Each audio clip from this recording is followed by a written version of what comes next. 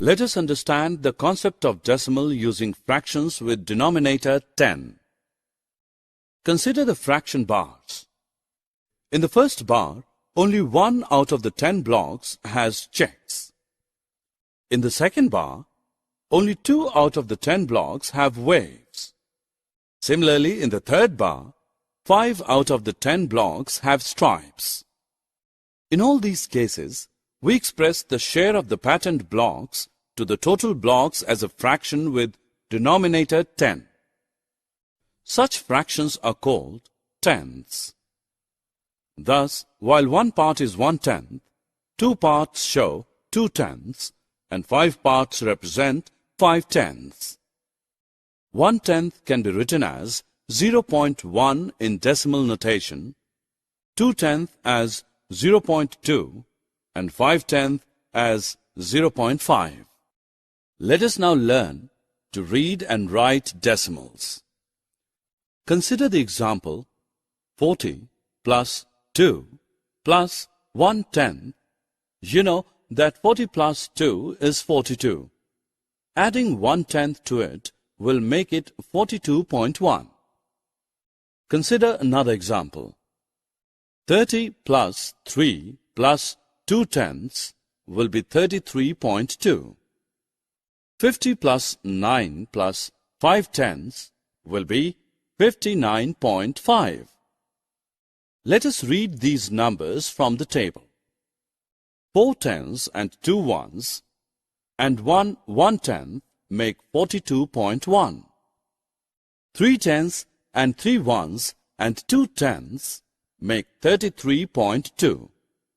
Similarly, 5 tenths and 9 ones and 5 tenths make 59.5. Now we will learn to represent decimals on number line.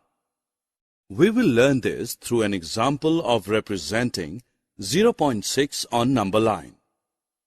First, draw a number line. Mark the 0 and 1 points on it. Divide the length between 0 and 1 into 10 equal parts. Each part is called 1/10. We know that 0.6 is more than 0 and less than 1. And there are 6 1/10s in it. So count 6 parts from 0 and mark it. Similarly, we can represent 2.7 by counting 2 ones and 7 1/10s. We know that a fraction with denominator 10 can be represented using decimals.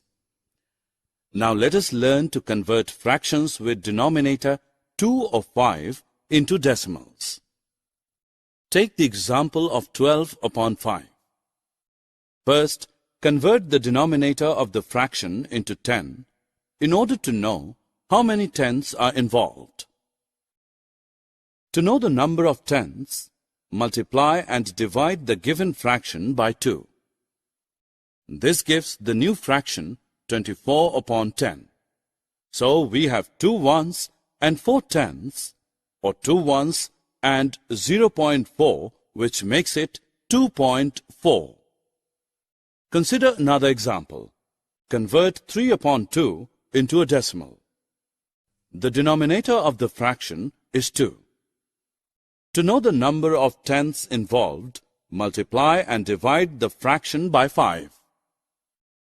Thus, the new fraction is 15 upon 10.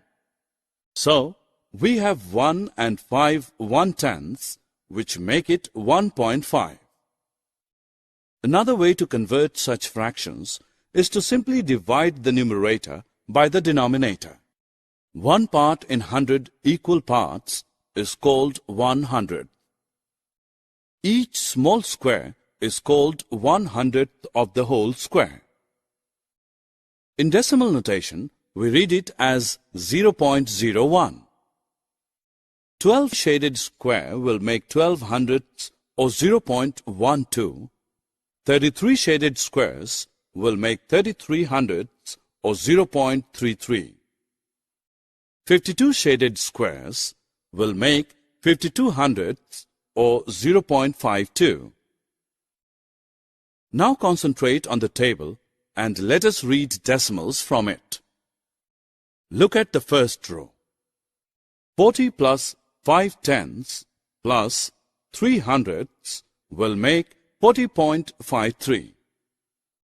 Now focus on the second row. 4 hundredths plus 3 tenths plus 2 ones plus 6 tenths and 8 hundredths will make 432.68. Now pay attention to the third row. 7 hundredths plus 8 tenths plus 5 hundredths will make 780.05. We can extend the place value table further from hundredths to thousands. Let us test our understanding by solving some questions. Write 800 plus 60 plus 9 plus 3 tenths plus 8 hundredths plus 4 thousandths as a decimal. 800 plus 60 plus 9 is 869. 3 tenths plus 8 hundredths plus 4 thousandths is 0.3 plus 0.08 plus 0.004, which adds up to 0.384. So the answer is 869.384. Let us solve one more question. Write 473 and 4 hundredths as a decimal. In this number, 473 is the whole part. The decimal part is 4 hundredths, which can be written as 0.04. So the number is 473.04. Decimals with the same number of decimal places are called like decimals, and decimals with different number of decimal places are called unlike decimals. In order to compare decimals, convert unlike decimals into like decimals. This can be accomplished by annexing trailing zeros to the number that has a shorter decimal part. Annexing zeros in the end will not make any difference to the value of the decimal. Compare 0.05 with 0.1. We can write 0.1 as 0.10 because there are two decimal places in 0.05. Now it is easy to tell that 0.10 is greater as it represents 10 hundredths, whereas 0.05 represents 5 hundredths. Compare the three numbers 542.5, 542.56 and 542.561. All three numbers have same whole number part, but their decimal parts are different.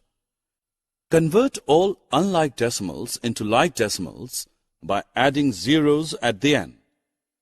The numbers now will be 542.500, 542.560 and 542.561. Now concentrate on the decimal part alone. The first number represents 500 thousandths, second number represents 560 thousandths, and the third number represents 561 thousandths. So, 542.561 is greater than 542.5 and 542.56. Similarly, 542.56 is greater than 542.5. Thus, 542.561 is greater than 542.56, which is greater than 542.5.